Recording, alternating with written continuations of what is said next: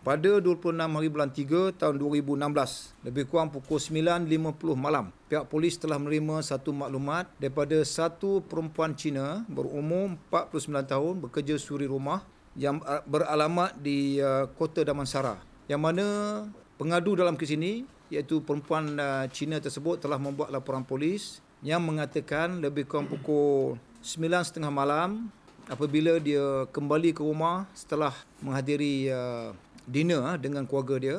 So dia dapati rumahnya sliding door sebelah kanan, sebelah tepi sebelah kanan telah diumpil. Apabila dia masuk, so dia dapati barang-barang berselerak dan peti besinya dikopak. Setelah dia membuat pemeriksaan lanjut, dia dapati wang tunai, jam Rolex dan barang-barang kemas telah hilang yang bernilai lebih kurang RM40,000. Berdasarkan daripada siasatan yang kita melaksanakan di tempat kejadian, kita dapati bahawasanya orang yang melakukan jenayah tersebut adalah dipercayai kumpulan daripada Latin America. Dan pada masa yang sama, tim daripada IPK Selangor telah mengikuti ataupun telah membuat follow up satu kumpulan Latin America ni ataupun Latino group ni sejak awal bulan Mac tahun ini lagi. Kita telah follow satu. Jadi pada 29 bulan 3 2016 lebih kurang pukul 9 malam di kawasan kondo Palladium di Datuk Keramat, kita telah terkesan sebuah motorkar Camry berwarna putih yang dipercayai telah memakai nombor pendaftaran palsu, yang mana kemudiannya telah dinaiki oleh satu couple, satu perempuan dan satu lelaki, dipercayai daripada Latin America berdasarkan raut wajah dan juga cara dia berpakaian. Dan kemudiannya tim kita yang diketuai oleh ASP Zo dan Tuan Helmi telah membuat serbuan dan menangkap lelaki dan perempuan yang berada dalam kereta Camry tersebut. So kita dapati perempuan ni berumur 39 tahun dan lelaki berumur 37 tahun. Mereka tidak mempunyai apa-apa pasport ataupun apa-apa pengenalan diri, dan mereka mendakwa yang mereka ni adalah daripada Colombia secara lisan.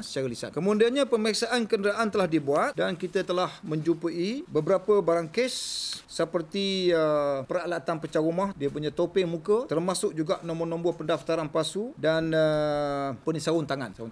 Dalam masa yang sama, pada badan lelaki Colombia tersebut kita telah menjumpai satu pisau bayonet ni yang mana biasanya digunakan oleh pasukan keselamatan. Dan kemudiannya kita telah memeriksa sebuah lagi kenderaan yang digunakan oleh suspek berkenaan untuk melakukan pecah rumah, iaitu Pro 2 Viva yang juga berada di kawasan tersebut. Dan di sana kita telah merampas atau menjumpai 2 buah jubah dan satu kopiah serta satu nombor pendaftaran yang dipercayai nombor pendaftaran digunakan untuk tukar nombor-nombor plate kenderaan yang digunakan untuk pecah rumah. Jubah dan kopiah tadi itu dirampas kerana tim kita telah membuat pemerhatian sebelum daripada kes ini berlaku.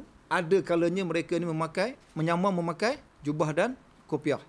Bermaksud mereka ini barangkali pergi ke tempat-tempat kejadian ni semasa membuat riki, so menyamar sebagai orang baik-baik, orang yang beragama lah, orang beragama. Kemudiannya hari yang sama lebih kurang pukul 10.30 malam, kita telah memeriksa sebuah premis di nombor 7 tingkat 2 kondo yang sama, dan di sana kita telah merampas 15 utas jam tangan berbagai jenama, 8 utas rantai leher warna kuning dipercayai emas, 12 bentuk gelang tangan warna kuning dipercayai emas, 31 keping mata wang asing, 2 beg tangan wanita, seutas rantai tangan warna kuning dipercayai emas, sebuah beg pinggang, 1 album shilling, sebuah kotak mengandungi shilling dan juga pelbagai wang shilling dari pelbagai negara serta yang paling unik sekali ialah 1 penimbang elektronik dipercayai untuk menyukat berat emas. Seterusnya pasukan daripada D4IPK telah membuat serbuan ke atas sebuah lagi premis yang digunakan untuk kumpulan ini bersembunyi, iaitu di Villa Pawana, Jalan Pawang, Datuk Keramat. Dan di sini pihak polis telah